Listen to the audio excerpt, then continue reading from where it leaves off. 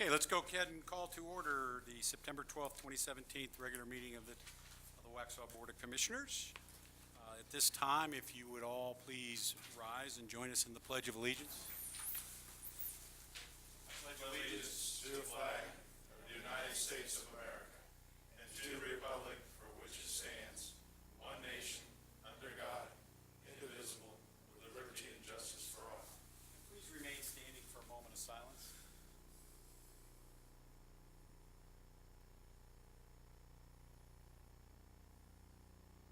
you.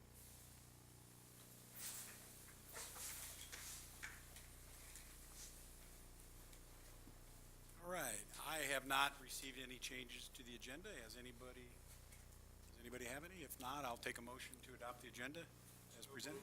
Have a motion from Commissioner Fitzgerald. All those in favor signify by saying aye. Aye. As far as public comments, we have no one signed up for the general public comments. So at this time, I will entertain a motion to adopt the consent agenda. So move.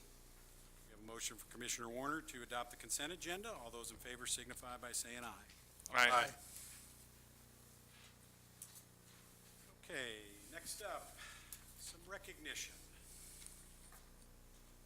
We have a proclamation to adopt. Proclamation number 201-7006 is in support of National Suicide Prevention Week. A similar proclamation was adopted at the Union County Board of Commissioners last week, and the proclamation reads as follows for Waxhaw. Proclamation in support of Suicide Prevention Week. Whereas suicide is the 10th leading cause of death in the United States and the second leading cause of death among individuals between the ages of 10 to 34. And whereas in the United States, one person completes suicide every 12.3 minutes, resulting in more than 44,000 suicides each year, making suicide the only leading cause of death in the United States. That has increased every year for the past decade. And whereas it is estimated there are over 1.1 million suicide attempts each year, and whereas in North Carolina in 2015, we experienced 1,406 deaths by suicide, and whereas over 90% of the people who die by suicide have a diagnosable and treatable mental health condition, although often that condition is not recognized nor treated, and whereas suicide results in an estimated $51 billion in combined medical and work loss costs nationally. North Carolina's portion of these losses is estimated to be 1.3 million. And whereas the stigma associated with mental health conditions and suicidality works against suicide prevention by discouraging persons at risk for suicide from seeking life-saving help, and further traumatize survivors of suicide loss and people with experience of suicide. And whereas organizations such as the American Foundation for Suicide Prevention envision a world without suicide and are dedicated to saving lives and bringing hope to those affected by suicide through research, education, advocacy, and resources. Now therefore, the Town of Waxhaw Board of Commissioners does hereby proclaim September 10 to 16, 2017 as National Suicide Prevention Week in Waxhaw, North Carolina, and commend its observance to all citizens. And I would at this time be very open to a motion to duly adopt this proclamation on this 12th day of September 2017. So moved. We have a motion from Mayor Pro Tem Hunt. All those in favor signify by saying aye. Aye. Tina?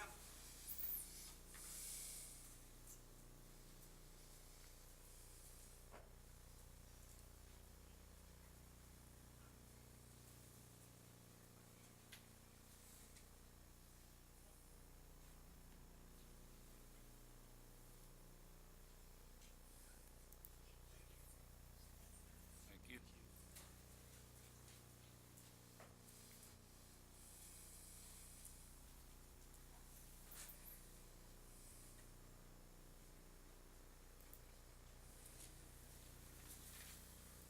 Okay. On to reports. Commissioner Fitzgerald. Yeah, I have something to report. I'm walking on air today. I have a new granddaughter, Caroline Curley. She was born at 8 o'clock a.m. this morning, 7 pounds, 11 ounces, 20.75 inches. Mom and daughter are doing fine. Congratulations. And how about Patty? Is she doing fine? She's walking on air too. Very good. Thank you. Commissioner Burrow? Yes, I'd just like to express my gratitude to God for having taken care of us here in Waxhaw after seeing what has transpired in the Caribbean and in Florida and in Houston over these last couple of weeks, and just ask all of us, myself included, to do anything we can to help those less fortunate out. Thank you. Thank you. Commissioner Warner? I don't have anything. Mayor Pro Tem Otto? Yes, I want to thank the town staff, the citizens of Waxhaw in our preparation for the possibility of Hurricane Irma coming through here. I know we experienced some decent winds last night with a lot heavy amounts of rain. We had a tree down across Providence early this morning that lasted through the drive this morning, but Waxhaw police were on scene and directing folks around it and getting everybody to work at a somewhat decent time.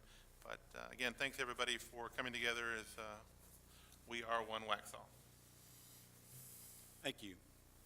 Now, mind you, at about 5:45 this morning, I get a call from John Hunt because he was rerouted, and he goes, I don't know how to get around over in your side of town. So I had to guide him back to Providence. I made it. Anyway, I digress. So I have several comments here. It's always great to get positive emails from citizens, and over the weekend I received the following. Dear sir, on September 5th, I experienced a flat tire in Waxhaw. 2 Waxhaw police officers stopped to lend assistance. What ensued went far beyond mere assistance. The officers took complete physical charge in a manner I could not believe. I literally stood aside as they completed the tire change. To my regret, I did not think to get their names. Hopefully their assistance was recorded in the September 5th police log. If so, they should be commended for their performance. They did your town proud. Chief, I'd like to recognize those 2 officers publicly and say thank you to Officer Alex Ng and Nicholas Wall. So, second item up, I guess it's about a week and a day. The Board of County Commissioners had a public hearing on the property right across the street. They have kept that public hearing open because there was enough questions raised. We had excellent participation from the citizens of Waxhaw to raise issues that really is pushing the commissioners to look at this a little bit more closely. I plan to go back on Monday. I plan to respond to some very specific questions that were raised about Waxhaw. The developer was quoting various pages from documents that were, I'll just say, misrepresented or misinterpreted and or both in terms of what Waxhaw does and what doesn't do, what we allow, what we don't allow. I've been asked to spend an hour with a couple of the commissioners so they can better understand Waxhaw and how we manage growth and how this would or would not fit in. Commissioner Rushing also threw out options for a possible school, a possible library, other uses.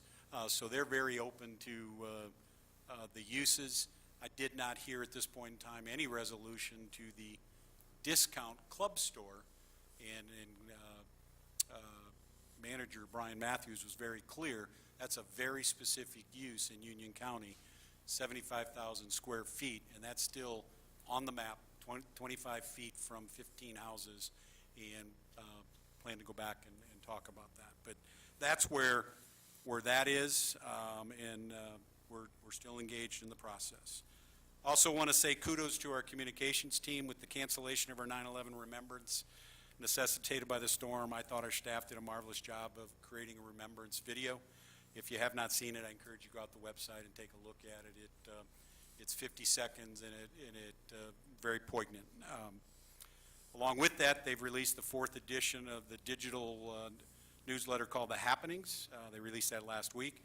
It's a great educational, informational set of articles on our clerk's office, on our form of government, Reminder that the happening is one piece of an overall communication approach that has been put in place over the last 9 months, and kudos to the communications team on that.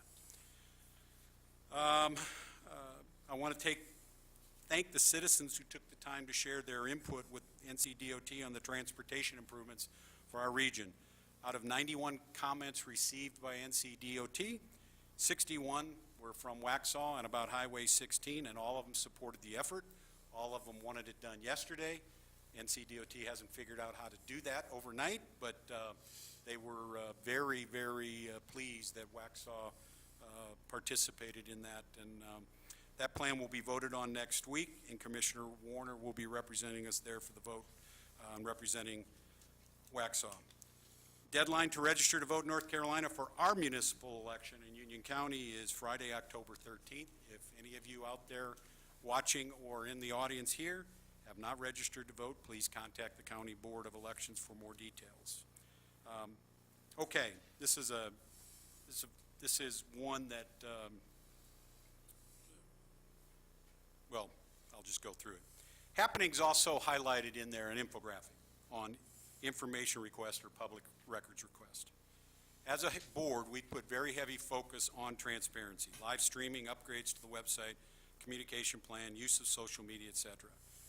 We rarely, and I can count on one hand the number of times we've gone in closed sessions to discuss anything. We've narrowed it down to make really sure that it's about real estate, it's about personnel, it's about legal issues. And it's got to be a serious issue to do that. And I think Chaplain will attest to, I tend to say no before I say yes on those things because we just need to be open about it. Interestingly enough, this openness has led to more requests of town records, which is fine. That's a right everybody has. We've processed well over 100 of these requests in less than a year, probably close to 9 months if we're accurate about that. These are handled procedurally by the clerk's office, and they will continue to do so. The volume, though, comes at a cost to the town, and I think it's important everybody understands this. I'm going to give you a personal example. Someone anonymously requested all of my emails over a 2-year period. That's their right to do so. I have no issue with that whatsoever. As you might suspect, something that vague is a very large request. Let me explain to you. If I send an email to all of you, we have to go out and look for all of the emails that you forwarded on as well. And we have to look at all the trees, et cetera, that propagate from that. It includes everyone that ever emailed me, copied on an email, spam requests, everything that has to be looked at. And we get a lot of spam, as you might suspect. It placed the clerk's office in a difficult spot, as by law, they do not have any duty whatsoever to protect anonymity. It costs the town in terms of time, resources, and legal fees. And as we added that up, it's nearly the equivalent of, to put in perspective, 1 police car. I've asked the clerk to make these emails because of the work that's been done to make them, and that were pulled, publicly available for everybody online. So I have nothing to hide. I'm sure in there, though, I wrote something or took a position that will upset somebody, so I apologize in advance.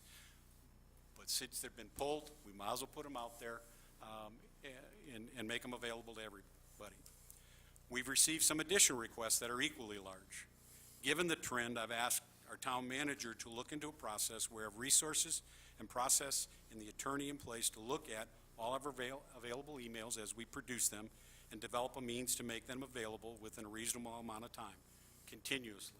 The burden it's placing on staff is preventing them from doing their day job. Why do we have to do it? Here's the impact on resources and dollars. It's great for the town. When all of it is said and done, the town has not experienced this before, but the full year impact will be close to the equivalent of 3 police cars this year. That's a lot of money, and we have to look at that as any other budget request and handle it appropriately and figure out how we're going to handle it. But 3 police cars is a very real, tangible thing, and that's what it's costing us, and so we really have to look at this and figure out how we're going to do it and where we're going to move the money to be able to do this, to meet our obligation, which we support. We got to budget in a different way, and it can't just be a part of the clerk's job because it's taken away from the things that she needs to do on a daily basis. With that, Manager Ferguson. One item tonight is on the consent agenda, and I'd like to highlight. highlight that item that's on the consent agenda. It's the roadway compensation agreement, which is item number 5. And this is an agreement between the town and a developer that would speed up 2 road projects in town. Those road projects are Bonds Grove Church Road and Highway 16 improvements, and the Gray Byram intersection and 16 improvements. So if you review the consent agenda tonight and see that item on there, that goes back to an original conditional use permit from some years back, actually issued in 2002, that set development in motion. But this agreement is made in order to try to speed that process up for the road improvements. So you'll notice that the town is moving forward with about $550,000 that would be coming from a developer, and we're facilitating that process and those 2 projects with the NCDOT to try to get the timeline compressed. So I just wanted to highlight that. If there are questions, staff could follow up with those from citizens, but we wanted to make sure that was accurately depicted in the consent agenda. And just to be clear, those are interim projects to the entire Highway 16 road improvement I talked about earlier. That's correct. These are more of a 2-year time frame versus a longer term time frame, so we're working with NCDOT to try to get those moved as quickly as possible. Very good. Any questions for Mr. Ferguson? But I have one on the subject you just mentioned. How much is a police car worth? Chief? Well, it's $26,000, and then that's not including the upfit, correct? Yeah. Right. So I know I'm not authorized to spend that kind of money for Waxhaw, nor would I ever do it, but somebody anonymously is doing that. And as a citizen, I'd sure like to know who it is. I think that's kind of reprehensible. Pardon? We're not, please, this isn't time for public comments.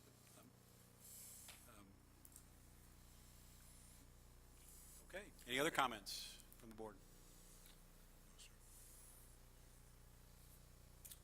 Okay, with that, we'll move on to public hearings. I will entertain a motion to open the public hearing for speed reduction in the Ankling Forest neighborhood. So moved. Good, Jim. All those in favor? Aye. Aye. Purpose of the public hearing is to present the staff's recommendation for a speed limit reduction to apply to the entire neighborhood from 35 miles per hour to 25 miles per hour in the Ankling Forest neighborhood. And with that, we have a presentation to Dish. Thank you, Board of Commissioners, and for allowing me the opportunity to present the Ankling Forest traffic comment request. The request was, we're here because the residents of Ankling Forest have petitioned for traffic calming to be implemented within their neighborhood.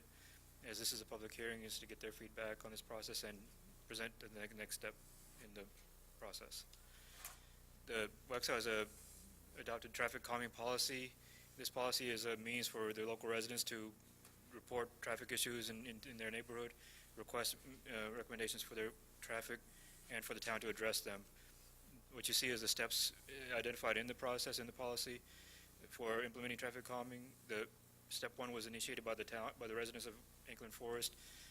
The town staff has conducted the traffic analysis for it and identified a specific recommendation to address the traffic. Notice the public information meeting was conducted August 31st here, and we're now currently at step 5 of the public hearing part of the process. As stated in the policy, the public information was conducted by the Ankling Forest Homeowners Association and the town staff, where the residents were allowed to present their concerns in the traffic in their neighborhood, and the town explained the process and procedures for getting their issues addressed. What you see is also a list of the 10 traffic calming measures identified in the policy. The request before you is reduction in the speed limit. This is a map aerial of the Ankling Forest subdivision. It currently has a one-way entrance and exit. There's also now a connection to the north to Oak Grove Estates, so now they can connect and have another way out. This is one of the studies and analysis that was conducted. A total of 5,823 cars were counted during those 3 days. The maximum average was 33 miles an hour, even though the speed limit posted is 35. Average speed of most cars was 25 miles an hour.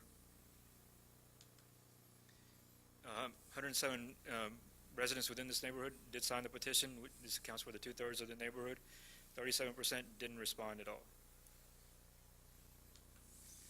As we mentioned earlier, this is the public hearing process, the step 5 of the process. The town staff supports Anklin Forest Homeowners Association request to reduce the speed limit from the 35 miles an hour, which is in the town code, to 25 miles an hour. The item will be placed on future Board of Commissioner agenda for recommended action. If the Board of Commissioner approves it, the town staff will work with the HOA to identify where the signs will be placed. That's it. Questions for Nish? So I do have one. Oh, go ahead. Go ahead. Just when will you have it back to this board? It should be on the next. Next meeting? Okay.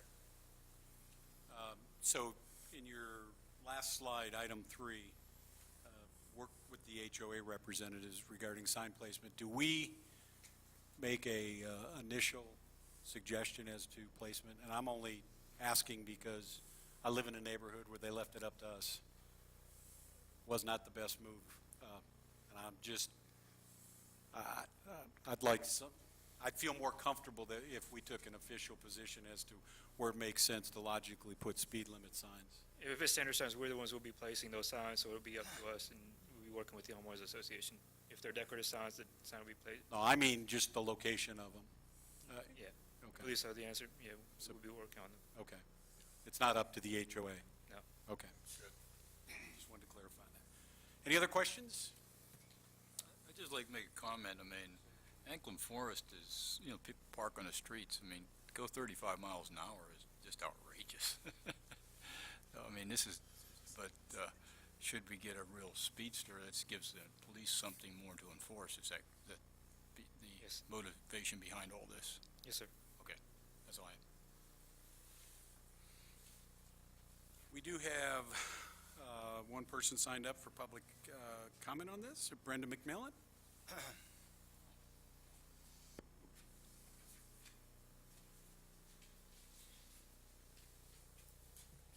Good evening, Mayor Maher, Town Manager Ferguson, and Board of Commissioners. On behalf of Anklin Forest residents, I've been asked to read a statement for them. It reads as follows. The issue of speeding and unsafe driving has been a problem in the Anklin Forest neighborhood for many years. In addition to residents and visitors who drive too fast for the neighborhood, there are also work trucks, construction vehicles, etc., who repeatedly speed. A big part of this ongoing issue is that the speed limit is not posted, and therefore it falls into the 35 mile per hour for all unmarked vehicles on the streets of Waxhaw. The neighborhood residents met several months ago and decided the best way to address the problem was to have the speed limit lowered to 25 miles per hour. After meeting with Officer Lovingood, a trailer was put in the neighborhood to gather data of the average speed, and a letter written on behalf to the town by the current builder Essex, and all parties agreed to support the need for the reduction in the speed limit. A petition was also circulated throughout the neighborhood and turned into the town. Of the 178 lots in the neighborhood, at the time, 8 of which still were owned by Essex, 107 residents signed, which is over 59% of the community. Anklin Forest is a diverse neighborhood of families, both young and old. They have many young children frequently who play outside. A reduction in the speed limit is critical to the safety of the neighborhood for all residents, both young and old. Thank you. Thank you. Any other comments, questions from anybody on the board? If not, I'll entertain a motion to close the public hearing. So moved. All those in favor signify by saying aye. Aye. Okay. Thanks, Nish. New business. We got 3 items, and it has to do with boards, commissions. So first item, board commission performance. This is just a brief discussion. Over the last few weeks with the Nixon property, the 27 acres, we've had some glitches and a few minor misunderstandings about board members, committee members, and the positions they took, not as individuals, but the perception around whether or not they represented the town. And it provides us a terrific learning process to just say, hey, let's be clear here as a board as to what our expectation is. First, one of the advisory boards asked the question if we would consider putting a political candidate on leave from a board. Just so everybody knows, we cannot do that. You have to have just cause for removing somebody or from office or putting them on leave, and this is not just cause that you're running for office. And so we would not do that, cannot do that. It would not be legal. There's no mechanism to put anybody on leave. There's no mechanism in the statutes of the state to put anybody on leave either. So what we felt was better to do is just do a reminder, and then when we do the board training in early October, when all the new people come on board, we do it for everybody, we'll do a reminder of what the expectation is.